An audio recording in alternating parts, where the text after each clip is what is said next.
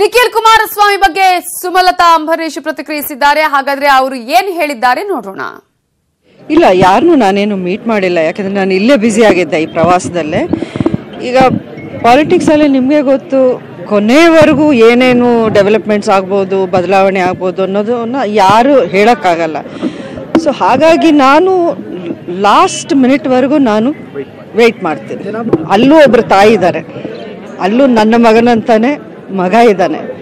ನನಗೂ ನೋವಾಗುತ್ತೆ, ನೀವು ಅವ್ರ ಬಗ್ಗೆ ಮಾತಾಡಿದ್ರು ನನಗದು ನೋವಾಗುತ್ತೆ. ಯಾಕೆಂದರೆ ನಾನು ನನ್ನ ಮಗನ ಆ ಜಾಗದಲ್ಲಿಟ್ಟು ನಾನು ನೋಡ್ತೀನಿ. ಇದೇ ಮಾತು ನನ್ನ ಮಗನ ಬಗ್ಗೆ ಬೇರೆ ಯಾರಾದರೂ ಮಾತಾಡಿದ್ರೆ ಅದೆಷ್ಟು ನೋವು ನನಗಾಗಬೇಕು, ಅದೇ ರೀತಿ ನಾನು ನೋಡ್ತೀನಿ. ಈ ಪ್ರಪಂಚದಲ್ಲಿ ತಾಯಿಗಿಂತ ದೊಡ್ಡ ಸ್ಥಾನ ಯಾವುದೇ ಇಲ್ಲ, ಯಾವುದೇ ಇಲ್ಲ. ಈಗ ನೀವು ನಾವು ಎಲ್ಲರೂ ಪ್ರಪಂಚದಲ್ಲಿ ನಾವು ಜನ್ಮ ತಗೊಂಡು ನಾವು ಒಂದು ಲೆವೆಲ್ಗೆ ರೀಚ್ ಆಗ್ತೀವಿ ಅಂದರೆ ಅದಕ್ಕೆ ಕಾರಣ ಬರೀ ಒಬ್ಬ ಮಹಿಳೆ, ಹೆಂಗಸು, ತಾಯಿ. ಆ ತಾಯಿಗೆ ನೋವು ಆಗುವಂಥ ಮಾತುಗಳು ಯಾರೂ ಆಡಬಾರ್ದು.